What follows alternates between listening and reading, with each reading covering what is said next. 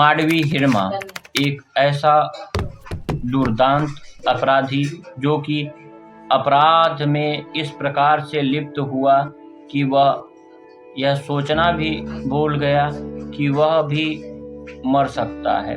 जब वह लोगों की हत्या करता था, जब वह जवानों के शवों के ऊपर नाचता था, जब जवानों के छत बिस्तर शव पड़े रहते थे और वह उन शवों के साथ में बर्बरता करता था, तो यही हिरमा जिस पर आज कुछ बुद्धिजीवी आंसू बहा रहे हैं, कुछ पत्रकार तो इस प्रकार से उसकी न्यूज को परोस रहे हैं कि जैसे उन्हीं का कोई सगा मर गया हो। अरे वह दुर्दांत अपराधी था, यह कहने में अब भी आप लोगों की सांसें फूली जा रही है।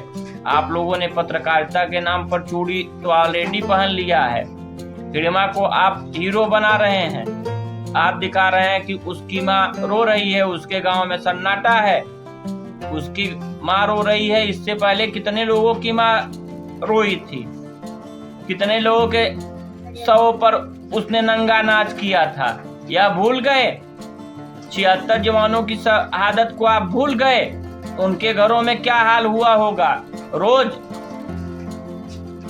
छत्तीसगढ़ के युवा, बुजुर्ग, बच्चे घर से बाहर निकलते थे, आईडी जो यही नक्सली लगाए रहते थे उन्हीं से उनकी जान चली जाती थी। किसी का एक हाथ उड़ जाता था, किसी का आधा शरीर गायब हो जाता था। वह ताउम्र किस दर्द में जीता था, इसकी आपने कल्पना की है? जब नक्सलाइट अपने चरम पर था, उस समय तो आप नक्सलाइट के दलाल बने हुए घूमते थे। कहां से आपको नक्सलाइट मिल जाते थे, कहां से उनकी सूचना मिल जाती थी? हमारे सूत्र हैं। कौन से सूत्र आप लोगों के थे जो नक्सलाइट के पक्ष में रिपोर्टिंग करने के लिए कह रहे थे?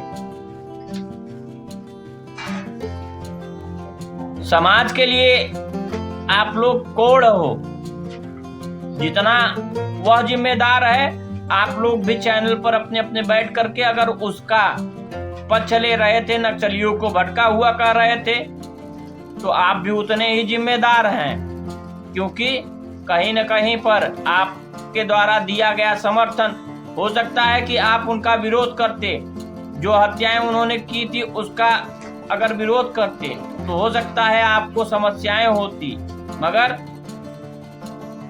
आप सच के साथ में खड़े रहते। आज छत्तीसगढ़ का जो हाल है उस हाल के जिम्मेदार कौन है? ये नक्सली तो हैं ही। ये जो आदिवासियों के साथ में हो रहा है उसके जिम्मेदार कौन है? यही नक्सली हैं। पूरे भारत के एक राज्य को अशांत करके इतने सालों तक रखा था, किसने रखा था? यही नक्सलियों ने रखा था।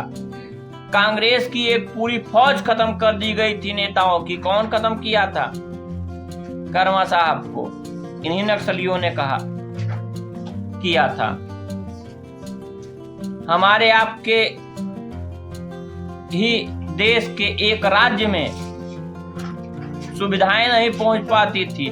आज जिस रास्तों से आप रिपोर्टिंग करने के लिए अपने चार चक्का पर बैठकर जा रहे हैं, उस रास्ते को बनाने में कितनी सैनिकों की शहादत लगी है, यह आप कल्पना भी नहीं कर सकते हैं। खून से बनी हुई ये सड़कें हैं जिस पर आप चलकर रिपोर्टिंग कर रहे होंगे। तो हे दिल्ली खान मार्केट गैंग या किसी भी तरीके के पत्रकारों, अगर आपके मन में नक्सलियों के लिए, खास तौर पर से हिरमा जैसे दुर्दांत अपराधी के लिए जरा भी हमदर्दी है, तो उस हमदर्दी को अपने तक मन में दबा लीजिए।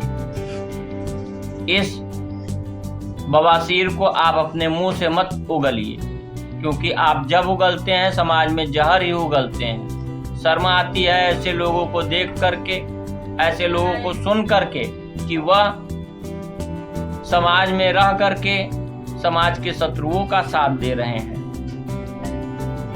और अपने आप को पत्रकार कहेंगे।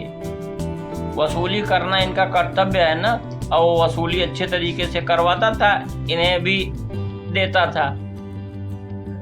सभी नक्सलियों से इनके अच्छे खासे रिश्ते थे ऐसे लोगों के। कुछ कहना है तो आप लीगली कह सकते हैं। पहली बार कोई ऐसी सरकार आई है जिसने जो कहा वो किया। 2026 से पहले नक्सली समाप्त। नवंबर के पहले हिडमा मारा जाएगा। 12 दिन पहले हिडमा मारा गया।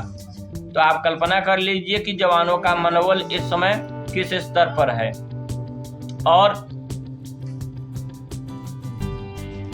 मैं सत्य प्रकाश तिवारी आप सभी लोगों से विदा लेता हूं। अगर आपको यह वीडियो पसंद आया हो तो लाइक शेयर सब्सक्राइब करके हमारा उत्साहवर्धन जरूर करिए। जय हिंद, जय Bharat, all the best, God bless you.